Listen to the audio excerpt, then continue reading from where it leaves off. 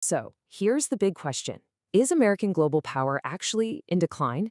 And if it is some external threat to blame, or is the wound self-inflicted? That's what we're digging into today. To help us figure this out, we're diving deep into the analysis of Columbia University professor David Spiro. His whole argument is that the biggest challenges facing American power today are really self-inflicted wounds, ones that come from decades of its very own policy choices. All right, so here's how we're going to tackle this. We're going to break down Spiro's argument just like a medical diagnosis. First, we'll look at the external symptoms, the stuff you can see on the surface. And then we'll get to the internal diseases that he thinks are the real root cause.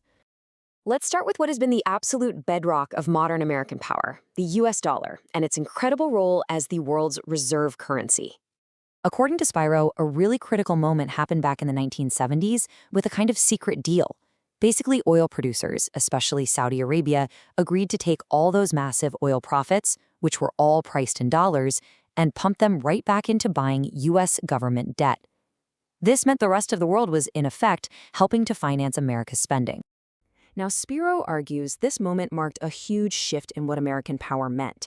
It went from being what he calls benevolent, providing a stable, predictable system for everybody to trade in, to exploitative, where it was actively bending the rules of global finance to serve its own needs. And that change eventually led to the weaponization of the dollar through sanctions. But here's the catch, and Spiro has a really powerful way of putting it.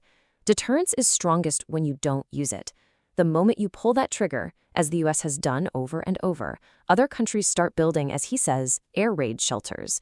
They start looking for alternatives and trying to get out from under the dollar's dominance. All right, let's keep going. This whole theme of self-harm, well, it extends right into economic policy, especially when we look at the recent trade wars. Spiro points out this great historical irony. You know all those things the US criticizes China for today?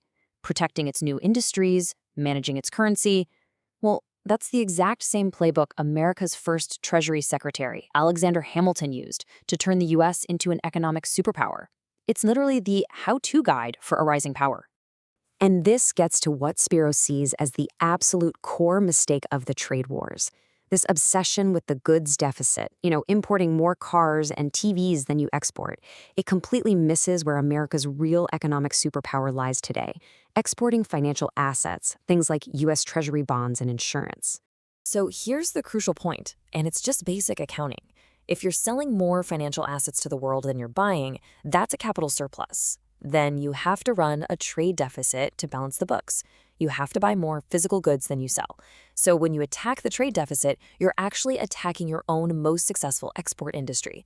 It's a classic case of shooting yourself in the foot. This pattern of counterproductive policy, Spiro says, isn't just about money. You can see it just as clearly in foreign affairs, where decades of interventions have basically burned through both American power and international trust. And Spiro does not hold back here. He's scathing about recent U.S. foreign policy, calling it strategically incoherent. From the Iraq War to the chaotic pullout from Afghanistan, he sees this pattern of actions that are driven more by arrogance than by a clear plan, and it's left allies wondering if they can rely on the U.S. at all. But maybe even worse than any single bad decision is what Spiro calls the generational destruction of American diplomacy. He argues that by gutting the State Department and pushing out experienced, nonpartisan experts, the U.S. has destroyed a priceless national asset. And that kind of damage, that loss of expertise and trust, could take decades to rebuild.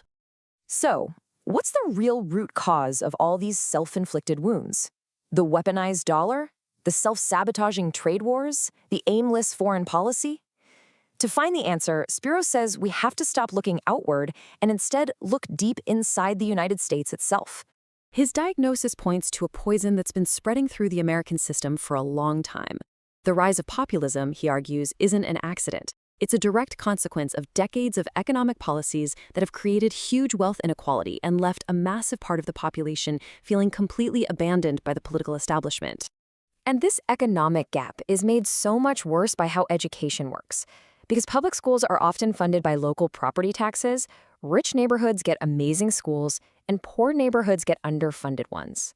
Spiro says this basically kicks the ladder of social mobility out from under millions of people. And this is where Spiro offers a really sharp critique of some political elites. He looks at these highly educated people from the best universities, who then adopt extreme populist rhetoric. In his view, this isn't ignorance. He says they're cynically using populist anger to gain power, and he finds that behavior way more dangerous than simple incompetence. So, with the diagnosis so clear, a country fractured by inequality, which leads to all this erratic policy, the final question is a pretty stark one. Is there a cure? Well, Professor Spiro, who calls himself a social democrat, actually believes the prescription is surprisingly straightforward, even if getting anyone to take it is another story entirely. His proposed solution is pretty direct. Put a wealth tax on the super rich and use that money to fund big social programs. We're talking about things like universal healthcare, childcare, and pouring money back into public education, all things designed to shrink that inequality gap and rebuild those ladders of opportunity that have been kicked away. However, and this is a huge however, this is where his analysis gets really pessimistic. He can see the cure plain as day, but he believes the patient, the American political system, is just too sick to take the medicine. It's paralyzed by polarization, stuck in a median environment where emotion and identity trump everything else.